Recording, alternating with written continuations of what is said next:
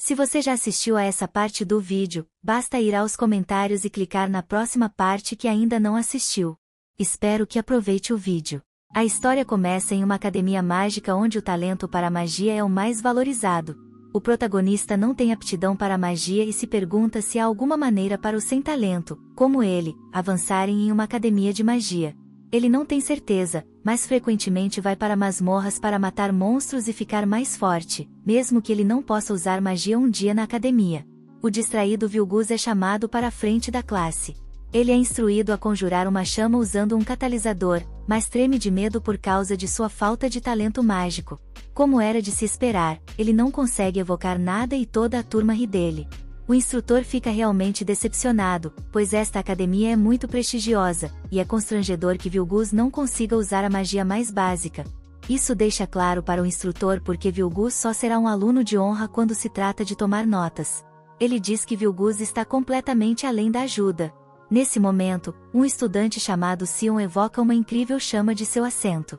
Sion dá um pedido de desculpas insincero, dizendo que estava apenas ajudando o instrutor. O instrutor apaga a chama e declara que isso foi um exemplo de como, neste mundo, a supremacia da magia é absoluta. A magia é força e os magos são seus heróis. Na academia, o talento de um aluno para a magia determina como eles ganham uma classificação mais alta. No entanto, um aluno talentoso que não saiba usar nem um pouco de magia não tem o direito de estar em uma academia que forma poderosos sábios. Depois da aula, zombam de Vilgus por ir para a masmorra novamente, pois ele está apenas indo lá para pegar peixes pequenos e juntar alguns créditos. Uma garota chamada Colette intervém. Mas Sion não consegue entender por que uma aluna exemplar como Colette defenderia alguém como Vilgus.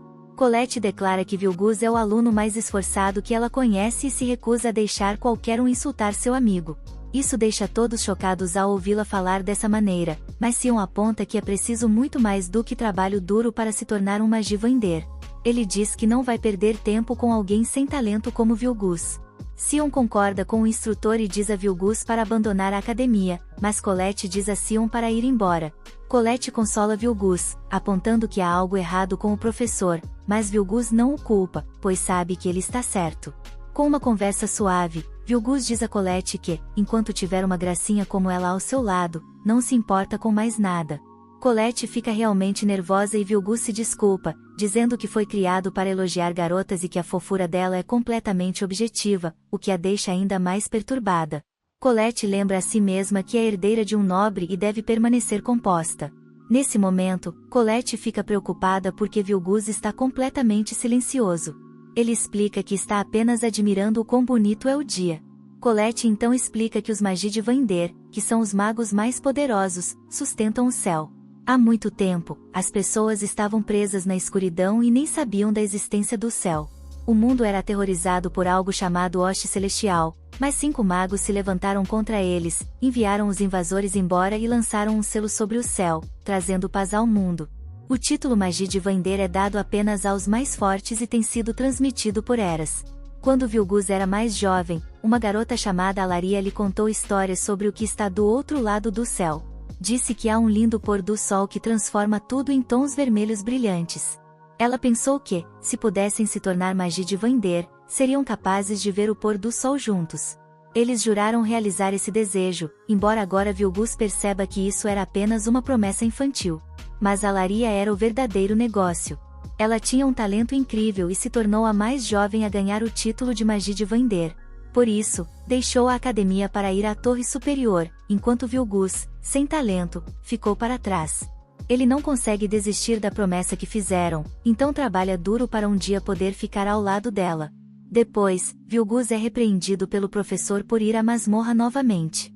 A pior parte é que ele vai para o 7º andar, e Vner teme que ele perca a vida um dia. Vilgus pede desculpas e timidamente pergunta sobre seus créditos, o que só deixa Vner mais chateado.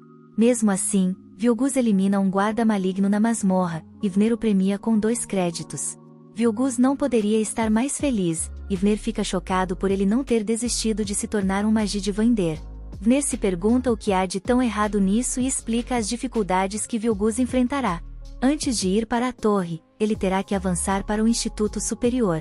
Para isso, precisará ser proficiente nos 3 currículos: escrita, feitiço e prática. Ele vai precisar de 1 tonelada de créditos em todos os 3, mas como não pode usar magia, nunca será capaz de ganhar créditos de feitiços. Vilgus sabe disso muito bem e, por isso, foca na coleta de créditos de prática na masmorra. Infelizmente, Vner deve lembrá-lo novamente que avançar apenas através da prática é impossível. Vilgus fica bastante abatido, então o professor tenta levantar seu ânimo dizendo-lhe para esquecer a ideia de se tornar um Magi de Vander. Em vez disso, ele precisa se preocupar em se formar na academia. Vilgus não conseguiu ganhar créditos no exame mais recente, o que significa que precisa ganhar 4 créditos até o final da semana. Com apenas 2 dias restantes, ele desesperadamente busca em suas anotações um monstro que valha 4 créditos. Vner quer ajudá-lo, mas não quer se meter em problemas, então finge estar falando sozinho enquanto revela informações sobre um certo monstro no 6º andar da masmorra, chamado Baskerville. É exatamente o que Vilgus precisa, então ele agradece ao professor por sua ajuda. Infelizmente, Sion ouviu tudo e planeja se livrar de Vilgus, acreditando que ele não tem talento e está fora de sua liga nesta academia. Um pouco mais tarde, encontramos Vilgus no 6º andar da masmorra. Vilgus já lutou contra um Baskerville antes, então está ansioso para ganhar seus 4 créditos. Ele diz ao seu gato amigo preocupado para não se preocupar, pois vai evitar o sopro de chamas do monstro para que não fiquem queimados como da última vez. Perto dali, Sion e seus comparsas procuram um monstro. Eles querem derrotar o Baskerville antes de Vilgus para garantir que ele seja expulso por falta de créditos. No entanto, os amigos de Sion estão preocupados em estarem no 6º andar. Mas Sion os lembra que ele é um dos elites na escola e tem sérios problemas com a mera visão de Vilgus. Ele acredita que um perdedor sem talento como Vilgus nem deveria ser capaz de falar sobre os Magi de Vander e não merece estar na academia. Então, as coisas tomam um rumo horripilante quando um monstro eviscera completamente um dos homens de Sion. A cena é assustadora, com o sangue da vítima pingando dos punhos da criatura. Um amigo de Sion grita de horror, e Vilgus, ao ouvir o grito, corre para a frente, temendo que alguém esteja sendo atacado. Ele demonstra uma velocidade incrível e chega a tempo de ver Sion em batalha. Vilgus fica chocado ao ver que o monstro é um sentinela do mal, pois nunca havia visto um em pessoa antes. Essa besta é incrivelmente perigosa e vale 10 créditos.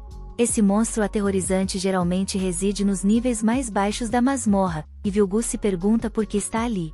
Sion, aterrorizado, implora para que o monstro se afaste enquanto o ataca, mas sua magia não tem nenhum efeito. Sion percebe que o sentinela está em outro nível. Desesperado, ele dispara seus feitiços, mas a besta terrível continua se aproximando. Vilgus decide que precisa fazer algo, mas naquele momento, se choca ao se perguntar se realmente tem alguma obrigação de salvar Sion. Sion fez nada além de zombar e intimidar Vilgus constantemente. Sua mente é inundada de memórias de como Sion o tratou mal, e ele começa a pensar que deixar Sion para trás para perder sua vida seria justificado. No entanto, lembrará algo que Alaria disse a ele. Ela disse que ele era mais gentil e corajoso do que qualquer um que ela já conheceu. Vemos que ela foi quem devolveu os óculos para Vilgus, um presente que simboliza o quanto Alaria acreditava nele. Vilgus pensa que Alaria estava errada, ele não é gentil ou corajoso, ele apenas quer fazer o que for preciso para ficar ao lado dela. Vilgus ajusta seus óculos e corre para frente, enfrentando o imenso ataque do monstro e declarando que se tornará uma espada solitária. De volta à escola, o professor Edward urgentemente diz a Vner que Sion e seus amigos foram para a masmorra sem permissão. Vner fica incrédulo, e Edward conta a ele para usar seu familiar para encontrar Sion, pois as crianças estão em sério perigo. Vner se prepara para fazê-lo e pergunta em qual andar eles estão. Edward explica que foram para o 6º andar, e fica chocado quando Vner declara que, se foram para o 6º andar, então não há com o que se preocupar. Edward lembra o quão perigoso o 6º andar é, mas Vner explica que está tudo bem porque é o andar que Vilgus frequenta. Na masmorra, Vilgus demonstra sua imensa capacidade de luta enquanto se defende do sentinela. Ele consegue cortar um dos dedos da besta. Enfurecida, a criatura tenta atacar, mas Vilgus é muito rápido. Ele desvia facilmente dos detritos que o monstro joga nele, eventualmente escalando as costas do monstro. Sion observa, chocado, sem acreditar que está é a mesma Vilgus da escola. Os professores assistem à luta de uma bola de cristal, e Edward não pode acreditar no que está vendo de Vilgus. Vner então revela que Vilgus é um verdadeiro Outlier, ele tem força sobre-humana que um mago nunca possuiria e um corpo resistente como o de um anão. Além disso, ele tem incríveis habilidades de observação que lhe permitem entender as estratégias do inimigo depois de vê-las apenas uma vez. Vilgus demonstra isso desviando de um ataque que o monstro acabou de usar e aproveita a abertura para cortar seu braço. Embora ele admita que não pode usar magia, sua determinação e habilidades únicas o tornam um adversário formidável. Mas, neste mundo cheio de usuários de magia, Vilgus é o único e verdadeiro guerreiro. Agora, ele pega a espada gigante do monstro enquanto a besta, furiosa, se prepara para um ataque. Sion não se moveu uma polegada, atordoado pela força de Vilgus. A monstruosa besta libera um poderoso ataque de raio, mas Vilgus o para com a espada. Vner continua a explicar o quão poderosa é a força de Vilgus, declarando que o corte de sua espada supera até mesmo o raio. Vilgus mostra exatamente isso ao cortar o feixe do monstro, causando danos massivos por toda parte e derrotando totalmente a criatura. Vilgus demonstra preocupação com Sion, mas Sion está tão bravo que acaba sangrando pela boca. Edward também está chateado, recusando-se a acreditar que alguém que não pode usar magia seja capaz de superar a magia. Um tempo depois, Vilgus retorna à academia e encontra Vner, que está muito chateado por não ter conseguido eliminar o sentinela. Mesmo assim, ele premia Vilgus com 10 créditos oficialmente. Parte 2. Anos antes, vimos quão terrível seria. Sentiu-se enquanto todos sussurravam atrás dele. Eles nunca tinham ouvido falar de alguém que não poderia usar magia como ele, e todos se perguntavam como ele entrou na academia de magia. Todo mundo simplesmente presumiu que ele foi usado como isca para atrair sua amiga Alaria para a escola. Alaria já tinha se tornado a Givender neste ponto, então os outros alunos presumiram que ele seria expulso da academia. Will foi encontrar-se com a diretora Caldeirão, e ela colocou uma adaga em sua mão sem dizer uma palavra. Ela preparou um ataque e Will entrou em ação. Ele empurrou Vner para a segurança, e antes mesmo que Vner pudesse atingir o solo, Will neutralizou o ataque da diretora com apenas uma adaga. Caldeirão e Vner ficaram absolutamente atordoados, então a diretora só pôde rir da incrível demonstração da habilidade de Will. Ela, chocada, declarou que ele seria permitido a continuar frequentando a academia de magia. Vner lembrou a ela que Will era incapaz de usar magia, mas Caldeirão estava extremamente intrigada por ele. Era como uma espada que ansiava por ser uma varinha. Surpreendentemente, Will ainda parecia infeliz, ele só queria saber se seria capaz de ascender a torre se continuasse estudando na academia e se tornasse forte. Ele queria poder estar com Alaria. Caldeirão deu-lhe esperança ao declarar que, se ele permanecesse destemido e forte, poderia ser capaz de atingir seu objetivo. Depois que ele saiu, Caldeirão admitiu que não tinha ideia de como as coisas iriam acabar. A espada tentará se tornar uma varinha. Voltando para as palestras atuais, Vner explica aos seus alunos o que significa ascender a torre. Isso geralmente significa avançar para o Instituto Superior e tornar-se um dos Magi de Vander, com a autoridade do andar mais alto. Uma pessoa deve ser reconhecida pelo centro mais alto de aprendizagem. Existem duas principais formas de avançar, criando um novo tipo de magia ou ganhando pelo menos 7.200 créditos na academia. Apenas alguns poucos foram capazes de criar um novo tipo de magia, o que significa que a maioria dos alunos depende de ganhar créditos através de trabalho árduo na escola, porque eles não estão indo bem o suficiente nem para se formar, muito menos para chegar ao Instituto Superior. Depois da aula, Colette vê o quão exausto Will está e menciona como todos estão comentando sobre o quão duro o professor trabalhador é, especialmente com Will. Mas Will sabe que é porque ele falhou completamente no feitiço. No entanto, a vontade de Will se recusa a ser dissuadida, pois ele acredita que ser um fracasso não significa que ele não deveria ainda trabalhar duro. Will é grato porque o professor trabalhador dá aulas suplementares aos seus alunos, pois alguns professores, como o professor Edward, parecem não se importar. Enquanto isso, dois amigos de Sion contam a todos que Sion derrotou sozinho um sentinela do mal. Eles admitem ter sido sobrecarregados pela besta, mas quando acordaram, Sion já tinha matado o sentinela. Todos pensam que Sion se tornará um dos 3 melhores da escola por causa disso, mas Sion está furioso porque sabe o que realmente aconteceu. Sion vê Will, corre até ele e expressa com raiva sua descrença.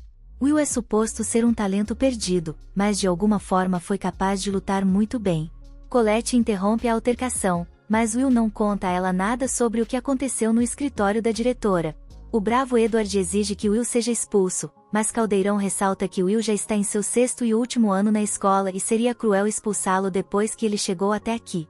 Edward está furioso porque não acha que a academia precise de alguém que seja guerreiro e não mago. Para ele, ser capaz de superar a magia sem poder usá-la é uma blasfêmia. Caldeirão verifica as notas de Will e explica que ele mais do que se destaca em tudo. Exceto magia, Will se destaca tanto que terá vários caminhos para escolher fora de ser um magi de vender. A diretora declara que a academia tem a responsabilidade de produzir grandes estudiosos para algo que ela chama de o dia desbotado. Isso apenas encoraja Edward ainda mais, então ele explica que a questão é que Will está determinado a se tornar um magi de vender. Esse fato é claro para todos. Então, eles veem seu ponto e declaram que ele também deve ser testado. Como Edward descobriu o segredo de Will, ela instrui-o a administrar o teste pessoalmente. Se Will falhar no teste de Edward, então ela confiará a questão de sua expulsão a Edward. Mesmo Edward está surpreso com a decisão dela, e ele lembra que ele não é tão tolerante quanto o professor trabalhador. Caldeirão não se importa e sai. O conteúdo do exame depende dele, e Edward tem um sorriso sinistro no rosto enquanto sai. Quando ele sai, vemos que Caldeirão está bem confiante. Ela quer que Edward teste a vontade de Will ao máximo que puder para que ele possa ver a verdade por si mesmo. Ela acredita que Edward é o melhor para o trabalho porque ele entende o magia de vender melhor que ninguém, e é por isso que as pessoas o chamam de Mago Víbora Negra. Em outro lugar, Will se desculpa com Colette porque ela sempre tem que ajudá-lo a fazer coisas mágicas que ele não consegue fazer sozinho, como abrir seu armário mágico. Colette não se importa. Colette percebe que Will ainda mantém sua espada em seu armário. Ele explica que tem que fazê-lo porque nunca lhe foi dada permissão para levá-la ao campus. Na sala de estudos, Will escreve um relatório sobre uma de suas batalhas favoritas, os Anões Apagados de Outro Mundo. Eles foram severamente maltratados, sobrecarregados de trabalho e até tratados pior que os elfos. Por isso, levantaram um exército e travaram uma guerra. Colette deseja que Will não trabalhe tanto, mas ele explica que, se perder até mesmo um crédito, não será capaz de avançar para o Instituto Superior. Este relatório não é tão ruim, pois ele pode entender como os anões se sentiram. Mesmo diante da magia mais poderosa, eles continuaram a lutar e nunca desistiram. Tal determinação é o que Will acredita ser necessário para superar a magia. O professor Vner lhe ensinou este ditado, e é apenas mais uma razão pela qual ele deve fazer o seu melhor.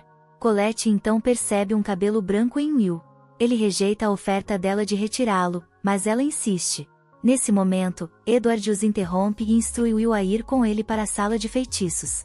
Edward explica que não pode permitir que Will continue falhando nos feitiços, então decidiu dar-lhe uma aula suplementar. Will fica chocado, e Edward diz para ele ser grato. Ele declara que irá verificar o valor de Will e, em seguida, usa um ataque mágico contra ele. Edward simplesmente explica que a tarefa de Will é acertar um único golpe nele e que a recusa não é uma opção. No entanto, se Will tiver sucesso, Edward premiará Will com seus primeiros créditos em feitiçaria se ele conseguir acertá-lo. Will fica surpreso com a oportunidade de receber 5 créditos de feitiçaria, mas Edward revela que, se ele falhar, será expulso da academia. Edward prepara seu próximo ataque e declara que aqueles sem talento não deveriam sequer olhar para os magi de vender. Dando a Will um motivo para lutar, Edward decide que é hora de começar e libera o ataque. No escritório da diretora Caldeirão, Vner revela o que está acontecendo, e ela choca Vner ao dizer que Edward está realizando um teste e está proibido de interferir. Caldeirão reconhece o apoio dos trabalhadores a Will, mas também deve considerar as preocupações de Edward. Ela já decidiu que Edward verificará se Will é digno de tentar se tornar um magi de vender. Vner luta com a crueldade da escolha, pois Edward é a pessoa mais próxima de se tornar um magi de vender. Embora Edward tenha sido derrotado antes, ele ainda é um ascendente que já chegou ao topo da torre. Edward demonstra suas temíveis habilidades, e Will fica chocado com a quantidade de poder que Edward gera usando apenas uma magia negra de baixo nível. Will não é desleixado e mostra sua incrível velocidade, mas seu chute é parado. Ele percebe que a defesa de Edward é inexpugnável. Edward zomba de Will por chutar um escudo mágico, chamando-o de desesperado, e rejeita Will com um poderoso ataque. Will fica atordoado ao ver que Edward lança feitiços sem encantamentos, ativando-os instantaneamente e sem falhas. As coisas não parecem boas para Will, pois ele percebe que não consegue nem arranhar Edward. Vemos que o familiar de Will, chamado Kiki, foge. Confiante, Edward anuncia que a única magia que usará é sua magia negra chamas para queimar Will e seu escudo para repelir os ataques de Kiki. Edward prepara seu próximo ataque, e Will fica horrorizado ao ver que ele está sobrepondo um feitiço único.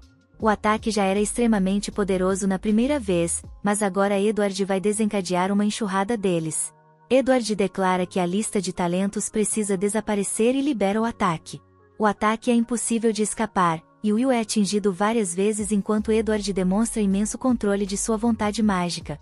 Will está realmente em mau estado agora e começa a perceber que ele não pode vencer Edward. Will fica chocado ao ver como é um mago de primeira linha e deseja ter sua espada por perto. Colette se preocupa com Will após ouvir que ele teria aulas suplementares com Edward. Ela teme o pior, mas fica surpresa quando vê que o familiar de Will, Kiki, está ferida, mas ainda arranha o armário de Will.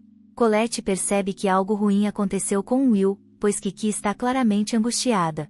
Então, Colette abre urgentemente o armário de Will. De volta a Will, Edward ressalta que, se ele não consegue lidar com alguém como ele, então não terá chance de se tornar um magi de Vander. Edward menciona a guerra envolvendo os anões e explica que eles tolamente incitaram uma rebelião com a força de 10.000 anões.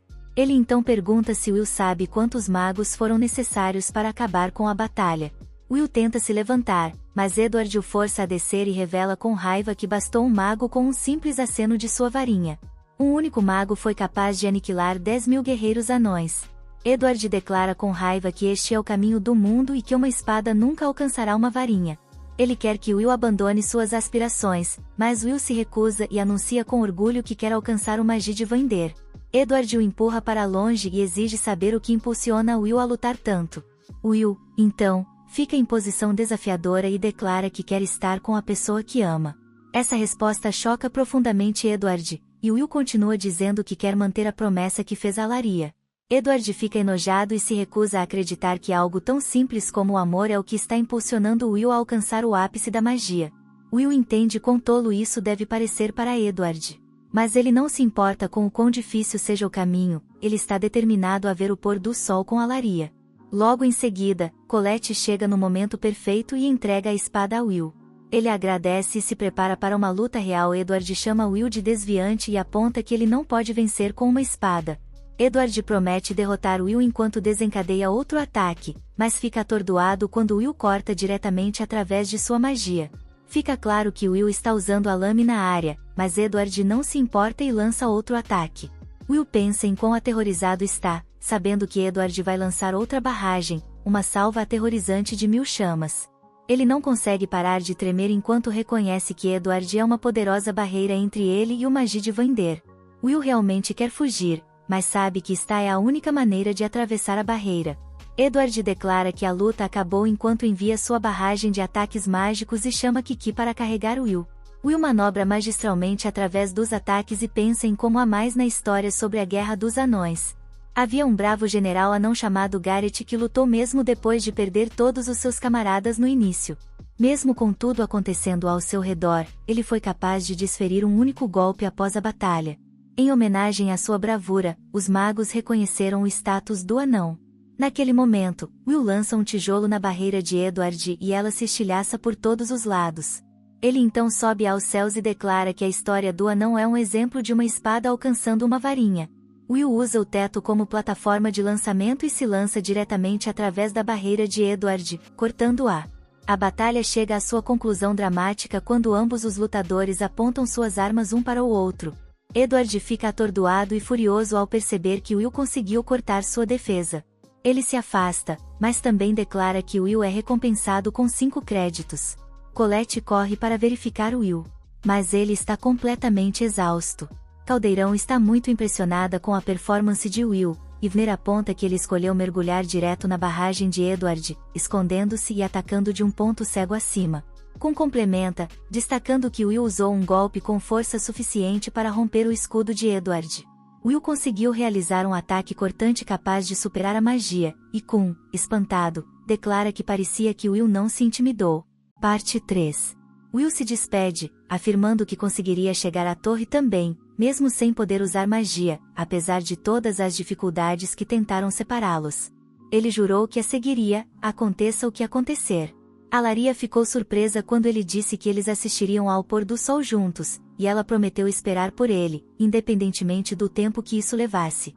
Naquele momento, ele lhe disse que seria a última vez que choraria como um perdedor patético e sem esperança. Will se descreve como alguém sem talento, um aprendiz dedicado aos livros, com destaque apenas na escrita. Ele pode ser um estudante comum, mas é incrivelmente esforçado. Mesmo tropeçando, Will demonstra uma velocidade e coordenação impressionantes ao pegar seus jornais caídos.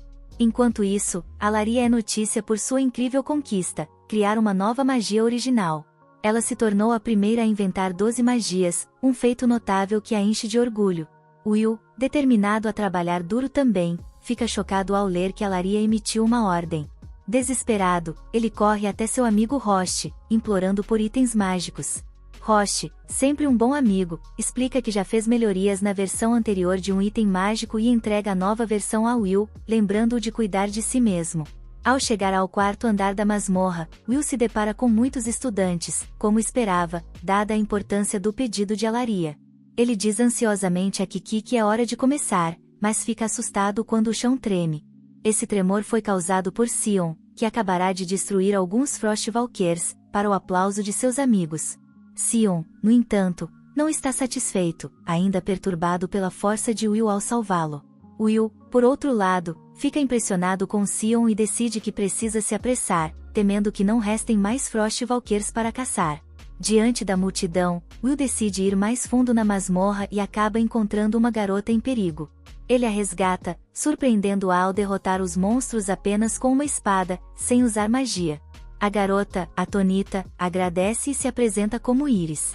De volta à academia, o professor Vner explica que criar uma nova magia é uma conquista tão grandiosa que garante um avanço incondicional. As magias da torre geralmente levam o nome de seus criadores, como no caso do feitiço de magia negra de Dax Daines, um mago dos tempos antigos. Isso significa que se um aluno criar uma nova magia, ele poderá gravar seu nome na história. Um aluno questiona se Alaria é realmente tão talentosa quanto dizem, e Vner confirma que ela é incrivelmente habilidosa. Inventar 12 feitiços originais é algo sem precedentes, fazendo dela uma das maiores magas da história. Cat, incrédula, descobre que Alaria é amiga de infância de Will. Alaria causou alvoroço na escola ao emitir uma ordem. A amiga de Colette a provoca, insinuando que ela está com ciúmes de que Alaria possa roubar Will.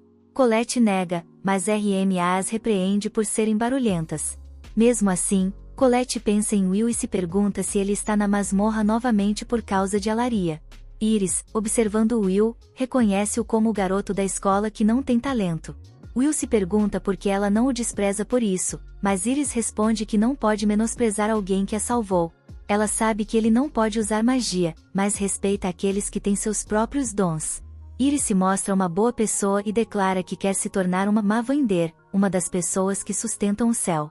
Nos é explicado que ninguém conhece o verdadeiro céu, o mundo está coberto pelas energias mágicas dos magis de Vander, criando um céu falso. A grande lenda da barreira afirma que, quando a barreira cair, o mundo será envolto em escuridão novamente, e a calamidade começará. Os alunos se esforçam para cumprir as ordens, acreditando que estão ajudando a sustentar o céu. Iris revela que já conheceu Alaria antes. Ela estava sozinha na masmorra, em apuros, quando Alaria apareceu e congelou todos os monstros ao redor, salvando sua vida. Essa é uma lembrança muito boa para Iris, que promete fazer o melhor por Alaria, razão pela qual ela foi à masmorra. No entanto, Iris teme que todos os Frostwalkers já tenham sido eliminados pelos outros alunos. Enquanto tenta usar magia de busca, percebe que Will está fazendo algo diferente.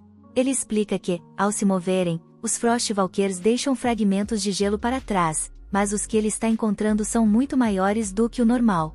Isso faz acreditar que há um Frostwalker realmente poderoso à frente. Iris fica chocada com a habilidade de Will em descobrir tudo isso sem usar magia. Will então explica que, embora a magia seja incrível, não é tudo.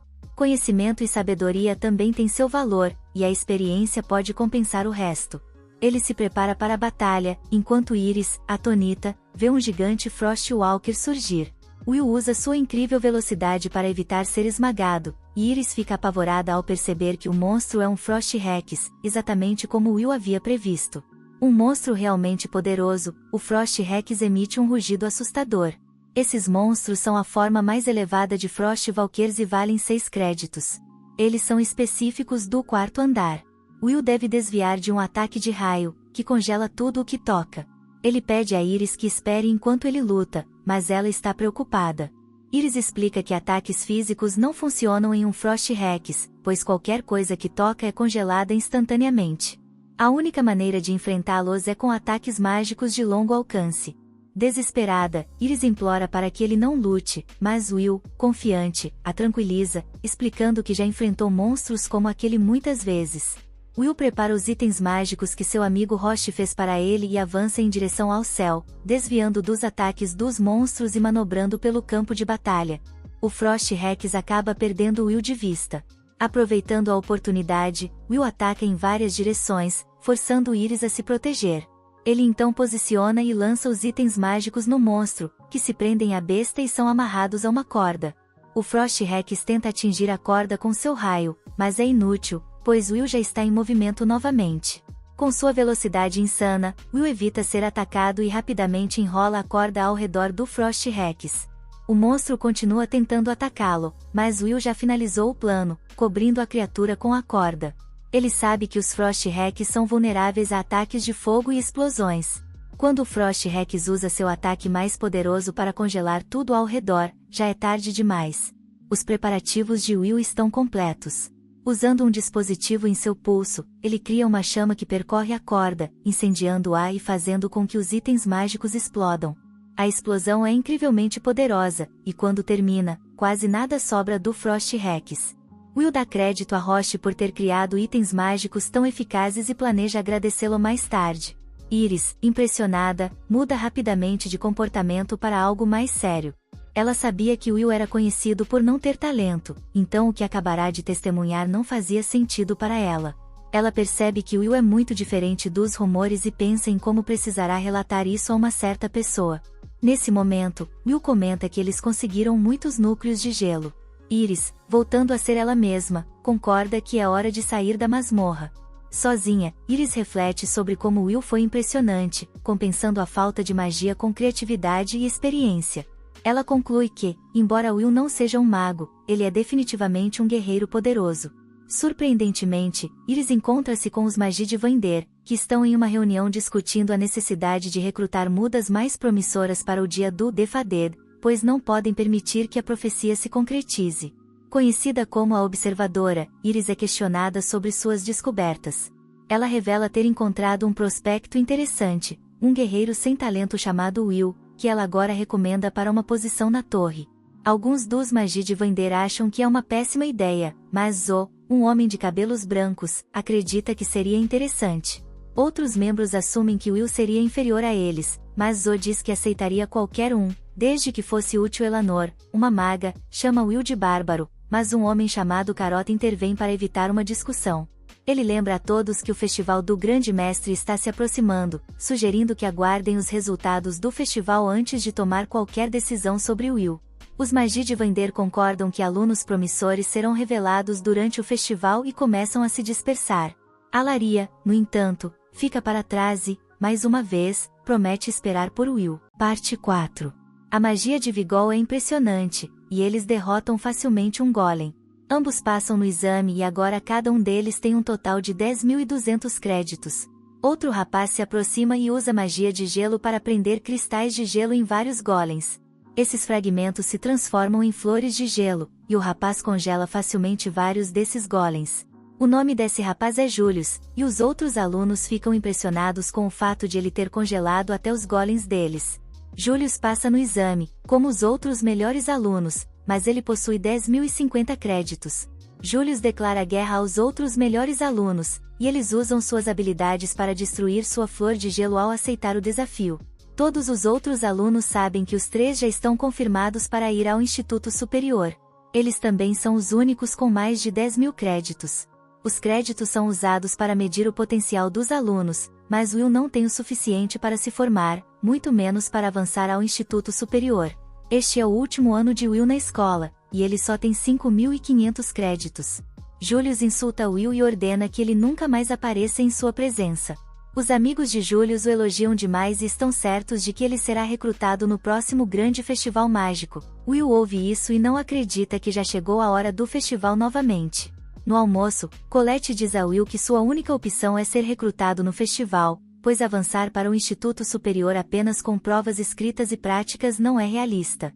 Ele tem menos do que os 7.000 créditos necessários, mas ainda há uma chance de ele ser recrutado e assim poder ascender à torre. Will concorda com ela, mas Colette não é a única com essa ideia.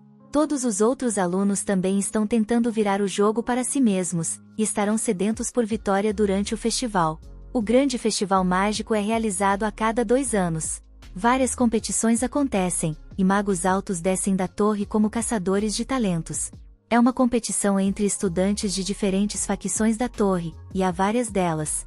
Colette tem certeza de que se uma dessas facções escolher Will, ele certamente será admitido como membro da torre. Will sabe que isso quase nunca acontece, e ele teria que realizar algum tipo de magia que deixaria um mago alto impressionado. Mas isso não é tudo, pois Colette explica que existem pessoas chamadas vigias que aparecem para capturar talentos excepcionais e levá-los para a torre. Will já ouviu falar dos vigias, mas ele aponta que eles são apenas uma das 7 lendas da academia. Will não acha que sem talento como ele deva tentar se destacar no festival, então planeja apenas ajudar nas operações. Colette acha que essa é uma chance para ele mudar a forma como as pessoas o veem, mas Will lembra que as pessoas não gostaram de como ele competiu no último festival, há 2 anos. Esse festival foi registrado como o pior da história, e Will diz que se destacou pelos motivos errados. Lá fora, todos praticam sua magia, e começa a parecer que o festival realmente está se aproximando. Felizmente para Will, caçadores de talentos de outras capitais virão, então, mesmo que ele não possa ascender à torre, há outros caminhos que ele pode seguir. O festival é uma ótima oportunidade para os alunos mostrarem do que são capazes, e é por isso que Colette quer que Will participe, mas ele aponta que nem consegue usar magia. Nesse momento, Colette percebe que uma barreira foi colocada em um armário próximo. Colette tem certeza de que pode quebrar o poderoso feitiço, mas usa Kiki para removê-lo discretamente. Ao abrir o armário, eles encontram uma escada secreta, e decidem explorar. Lá embaixo, encontram alguns alunos apostando em quem vai ganhar certos eventos do festival. Isso é um jogo clandestino, e os alunos estão apostando nos melhores estudantes. Will fica chocado ao ver Sion lá, e Colette toma a iniciativa de impedir que Sion cause problemas. Ela o avisa para não se tornar violento, e Will se pergunta o que Sion está fazendo lá. Sion não responde, mas seus amigos idiotas dizem que ele não está tentando ver as probabilidades de apostas, porque há rumores de que há uma grande diferença entre ele e os melhores alunos. Sion repreende seus amigos e Colette o zomba por estar preocupado com os melhores alunos. Claro, Sion nega isso, e aponta que os créditos que ele perdeu foram apenas nas provas escritas. Ele tem certeza de que é tão forte quanto os melhores alunos, mas lembra que não precisa se explicar para Will. No dia seguinte, Colette se oferece para acompanhar Will à masmorra, mas ele explica que vai trabalhar na taverna. Essa taverna fica nos arredores da capital mágica, em uma rua chamada Terras de Favelas. O lugar é cheio de anões, e Will trabalha lá como garçom. Will fala com o homem que ele sempre vê quando entrega jornais, e esse homem não acredita o quanto Will trabalha duro. Will entrega jornais pela manhã, frequenta a academia durante o dia e trabalha como garçom à noite. Will explica que não tem uma bolsa de estudos, então precisa trabalhar muito para pagar a mensalidade. O festival poderia resolver tudo para Will, mas ele diz que nunca poderia participar. Will é repreendido por estar relaxando, e seu chefe aponta que Rose está trabalhando muito mais. Will se desculpa por precisar de ajuda no trabalho, mas Barazi não se importa, pois gosta do desafio de trabalhar sem magia. Um dos atendentes saiu, então Sazi está ajudando Will de última hora. O lugar fica ainda mais agitado, e todos os anões mostram como Will se dá bem com todo mundo. Mais tarde, Rose se pergunta por que Will não pede Avner para encontrar um emprego melhor remunerado. Will explica que já causa problemas suficientes para o chefe e que não se importa de trabalhar com os anões. Eles são pessoas fortes, que Will respeita muito, e o acolheram de braços abertos. Nesse momento, Will derruba uma colher, e ao se abaixar para pegá-la, Julius entra no local. Julius insulta a aparência grosseira da taverna e zomba de Will por trabalhar ali, dizendo que combina com ele, já que é apropriado para alguém sem talento servir anões bárbaros. O velho anão se sente insultado, e Julius se pergunta sobre o olhar dele. Julius lembra o anão de que eles são uma raça inferior, imigrada de outro mundo, e manda que saibam o seu lugar antes de se sentar. O mundo dos anões foi destruído pelo Hoste Celestial há muito tempo, e eles fugiram para este mundo. Julius continua insultando a taverna e exige ser servido. Ao contrário dos elfos, os anões são tratados com desdém, e se um anão encostasse em um mago, sua posição estaria em risco. A tensão aumenta enquanto o velho anão fica claramente incomodado, e Rose leva comida para Julius. Julius e seus amigos insultam a comida, dizendo que só poderia agradar a bárbaros. Ele então chama os anões de bestas imundas e ordena que saiam do país dele. O grupo rude dá risada, mas Rose percebe que Will ficou muito sério.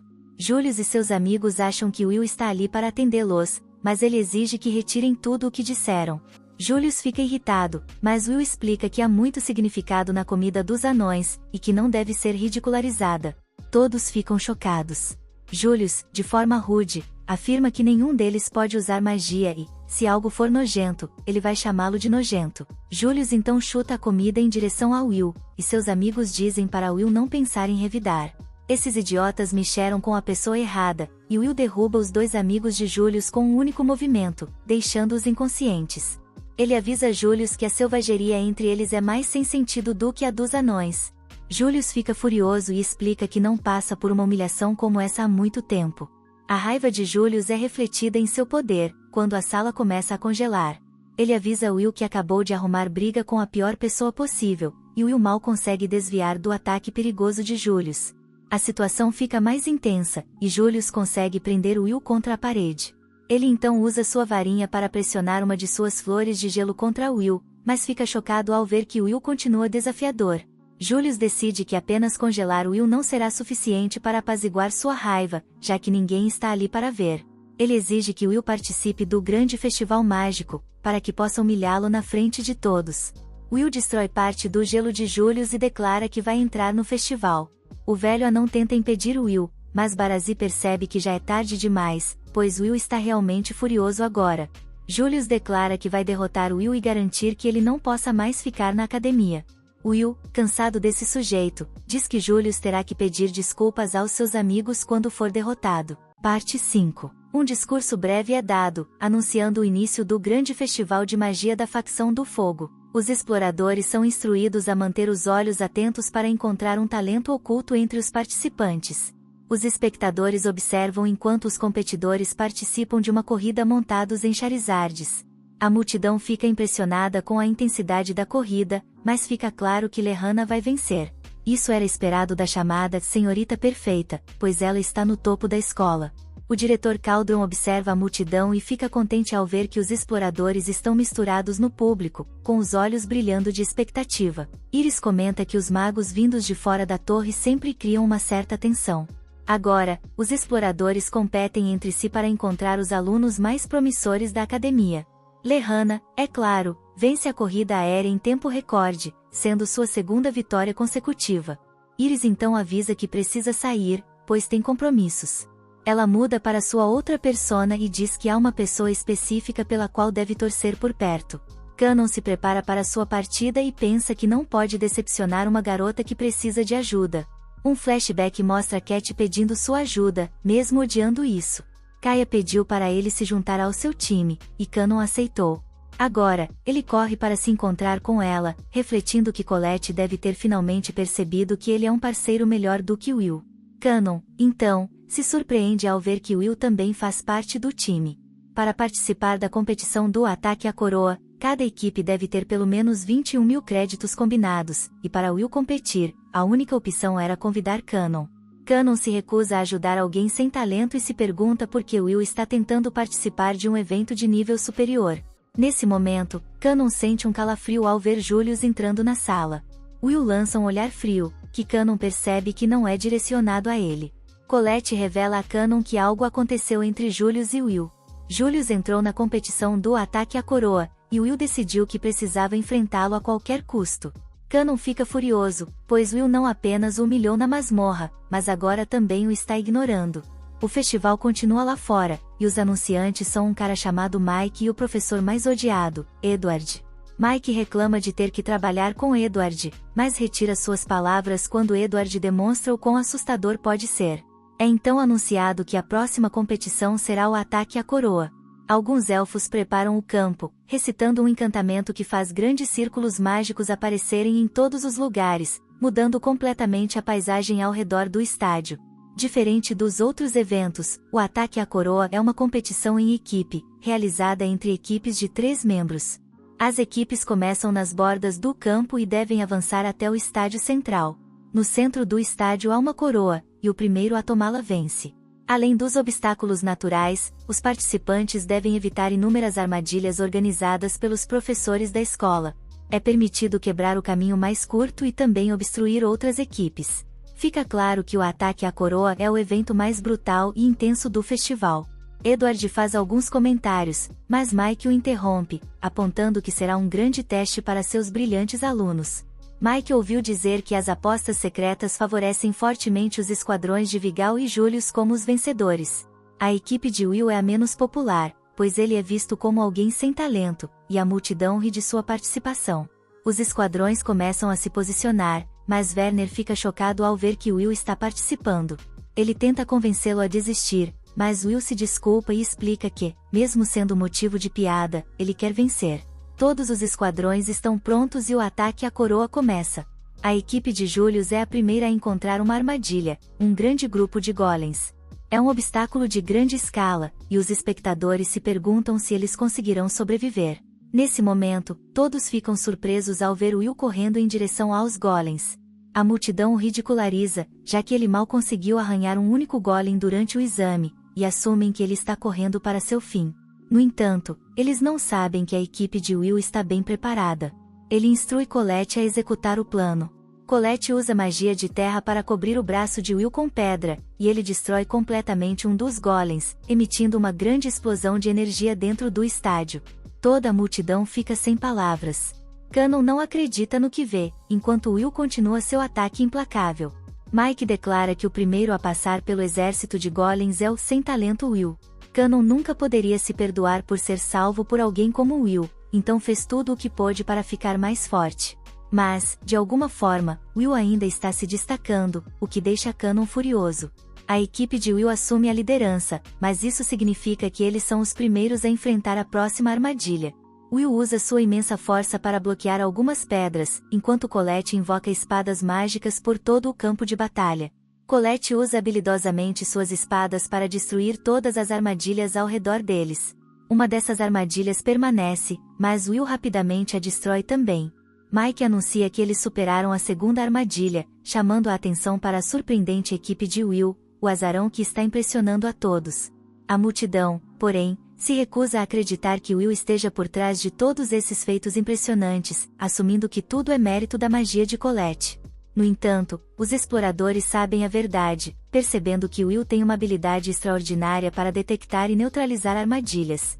Edward entra na conversa, observando que os movimentos de Will são de alguém que passa todo o tempo em masmorras. Ele elogia Will por seu conhecimento e experiência, além de suas incríveis reflexos. Embora o público continue cético, Iris torce por Will. Uma equipe tenta não ficar para trás, mas acaba caindo em uma armadilha de plantas selvagens. Todos fazem o possível para avançar, mas as armadilhas são impiedosas. A equipe de Will tem uma vantagem sólida, e Mike se pergunta se o sem-talento Will realmente será o primeiro a chegar ao estádio. Nas proximidades, Julius ouve o alvoroço vindo do estádio e se pergunta o que está acontecendo. Ele acabou de destruir uma armadilha, e sua equipe o informa que Will está na liderança. Eles temem que Will vá vencer, mas Julius não está nem um pouco preocupado e afirma que cuidará disso. Pouco tempo depois, Mike anuncia que a equipe de Will chegou à área final, chamada de Floresta Encantada. Lá, Will encontra uma armadilha de círculos de corrente, mas usa sua espada para cortá-los, fazendo com que se voltem uns contra os outros e se destruam. Mike fica impressionado com a calma de Will. Edward, que foi o responsável por preparar o campo minado mágico, não faz nenhum comentário sobre o fato de Will ter passado por ele com facilidade. Will avança rapidamente, mas sabe que, quanto mais perto do estádio, maior a probabilidade de encontrar outras equipes. Isso significa que a verdadeira batalha acontecerá no Mar de Árvores. Com sua equipe na liderança, Will decide montar uma emboscada e esperar por Julius. Porém, nesse momento, ele quase é atingido por um fragmento de gelo. Colette fica chocada ao ver que Julius chegou antes deles, e Will se pergunta se a equipe dele está escondida em algum lugar. Julius então lança uma série de estilhaços de gelo, e Will se lembra de focar na batalha. Will se prepara para atacar, mas todos ficam espantados quando Cannon elimina todo o gelo com suas chamas. Cannon começa uma invocação, e Cat percebe o perigo, implorando para que Will se afaste. No entanto, é tarde demais, pois Cannon conclui seu ataque com raiva, e Colette precisa proteger Will rapidamente para evitar que ele seja atingido. O ataque causa danos massivos, e a onda de choque pode ser sentida até no estádio. Will não tem ideia do que acabou de acontecer e fica horrorizado com o estrago causado. Cannon ordena que Julius vá embora, dizendo que ele só está atrapalhando. Colette percebe que Cannon estava mirando tanto em Julius quanto em Will. Cannon explica que até agora ele estava jogando limpo, mas agora é hora de ele receber o que merece. Ele exige que Will lute com ele, mas Will fica completamente atordoado. Will quer saber por que Cannon está tão irritado, mas Cannon apenas responde que não precisa de motivo para esmagá-lo. Colette tenta impedir Cannon, mas Julius bloqueia seus movimentos com uma parede de gelo. Will se preocupa quando Julius a ataca, mas precisa se defender de Cannon. Os ataques de Cannon desarmam Will, e ele tenta lembrar a Cannon que aquele não é o momento certo para eles lutarem. Mesmo assim, Cannon se recusa a ouvir e apenas manda Will pegar sua espada. Sem outra escolha, Will ergue a espada e se prepara para a batalha. Parte 6. Olhe para o passado da perspectiva de Sion. Sion sentiu repulsa só de olhar para Will, pois ele sempre foi um inútil sem talento. Sion não suportava vê-lo todos os dias, então decidi que iria fazer com que fosse menos doloroso de se olhar. Ele tirou um bilhete maldoso que alguém colocou nas costas de Will e disse a ele que o permitiria ser seu subordinado. Sion ficou irritado quando Will o ignorou, mas logo observou a diferença indiferente que Will havia se tornado. Will friamente mandou Sion se afastar, e daquele dia Sion passou a desprezá-lo. Voltando ao presente, Will correrá para se proteger enquanto Sion dispara uma chuva de ataques. Sion demonstra o enorme controle que tem sobre o fogo ao conseguir agarrar Will com ele. Will se liberta, mas Sion continua atacando sem parar. Sion então insulta Will, chamando-o de um animal selvagem que só se preocupa com a sobrevivência. Ele exige que Will o ataque de volta, mas Will se recusa. Sion continua insistindo, mas tentará explicar que eles estão no mesmo tempo. O mais importante para Will é cumprir sua promessa aos anões, então ele não pode se dar ao luxo de lutar contra Sion agora. Isso, é claro, só deixa Sion ainda mais furioso, e Will começa a se perguntar se lutar contra Sion é realmente sua única.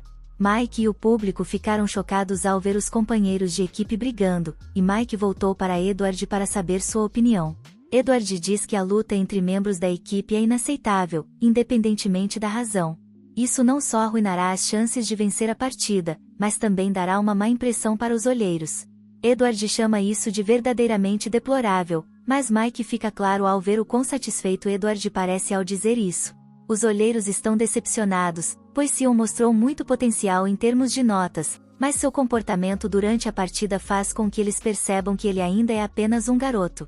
Rose está preocupada com Will, e Iris surge do nada para se apresentar.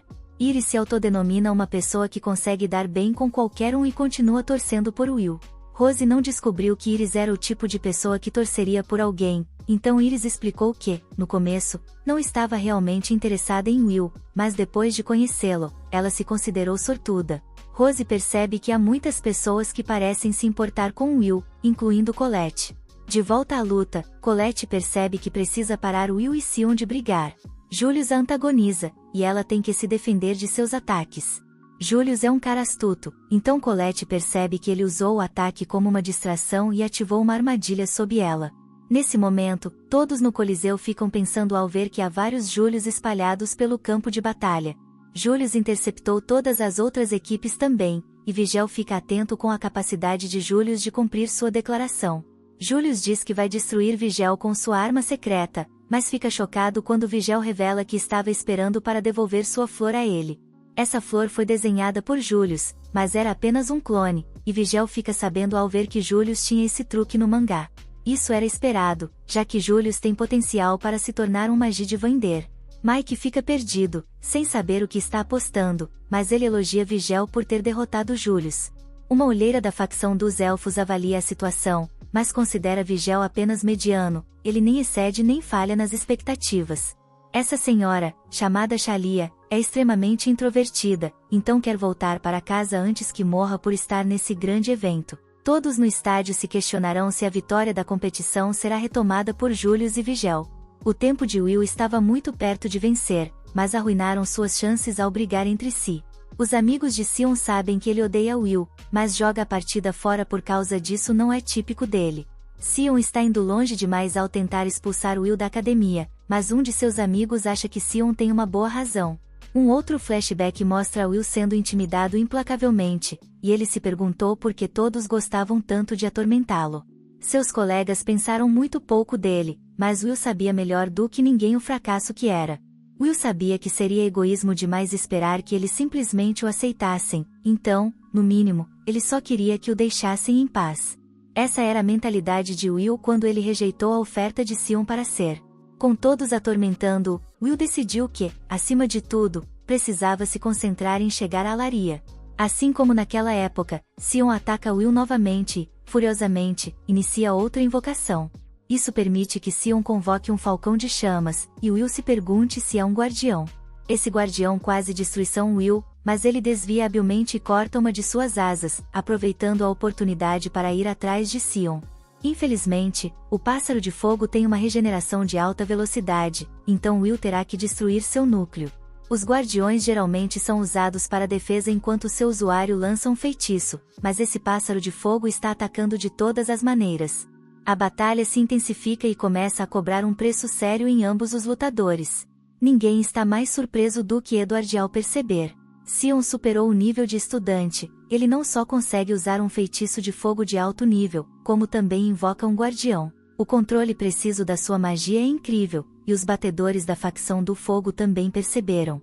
Seus relatórios dizem que ele tem muito potencial, mas ainda fica atrás de Lehana e dos outros 3 melhores.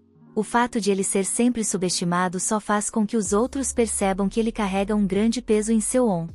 É por isso que nunca se sabe quais estudantes têm um potencial oculto, diz o batedor principal aos outros, pedindo que se relacionem ao líder, já que este festival tem um grupo de estudantes surpreendentemente bom. Will está completamente exausto neste ponto, e regular que Sion ficou muito mais forte.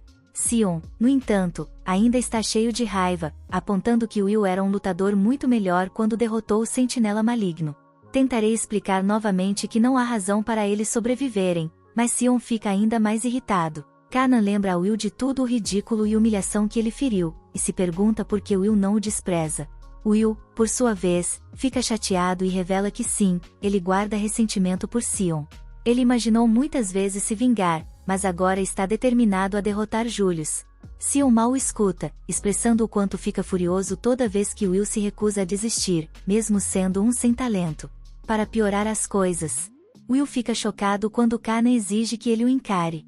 Sion já teve o suficiente e declara que acabará com a vida de Will se ele continuar ignorando-o. Ficará surpreso ao ouvir o que Sion realmente pensa dele, e percebe que, enquanto sempre achou egoísta pedir que as pessoas o aceitassem, na verdade era disso que ele pediu. Sion claramente está oferecendo essa acessibilidade, então decidirá que terá que enfrentar o desafio com tudo o que tem. Kanan fica satisfeito ao ver que Will finalmente está ficando sério e começa a conjurar outro feitiço. Will se concentrará na luta e se preparará para cronometrar a magia de Sion para contra. Will, no entanto, fica chocado ao ver que Kanan está usando magia de destruição em larga escala, enquanto também envia seu guardião. Esse ataque combinado é extremamente perigoso, mas Will já mapeou o caminho do ataque. Ele se move habilmente através da experiência e Kanan fica surpreso quando Will corta diretamente o núcleo do pássaro. A batalha atinge seu clímax quando ambos os lutadores preparam seus ataques mais poderosos, mas Cola aparece do nada e os impede. Kaete está bastante machucado e explica que deu uma surra em Julius, que simplesmente desapareceu. Sion surta ao ver como a camisa dela está rasgada, lembrando-a de que ela é uma filha da nobreza. Colette culpa os rapazes por estarem brigando no primeiro lugar e lembra a Will que ele tem um acerto de contas com Julius. Ela declara que cuidará das coisas para que Will possa ir atrás de Julius. Sion, furioso, diz que não deixará ninguém se intrometer, mas Kaete começa a gritar com ele por estragar a chance de Will impressionar os batedores. Will a acalma com um elogio e diz a Sion que eles podem continuar sua luta outra hora, enquanto ele parte. Isso, claro, não agrada a Sion, que exige que lutem agora. De volta com Mike, ele anuncia que as equipes principais logo entrarão no estádio. Todos se perguntam quem será o primeiro a aparecer, e vemos que Julius e seus colegas estão atravessando o portão. Eles entram, e todos comemoram quando Mike declara que não há mais ninguém para impedi-los. No entanto, nesse momento, Will sobrevoa a multidão e faz uma entrada imponente, aterrissando com força atrás de Julius. Will declarará que está ali para desafiá-lo, e Julius está claramente pronto para o confronto no topo da Torre dos Magos. Obrigado por assistir, inscreva-se e ative o sino de notificação para no futuro ver mais vídeos como este. Até a próxima, pessoal!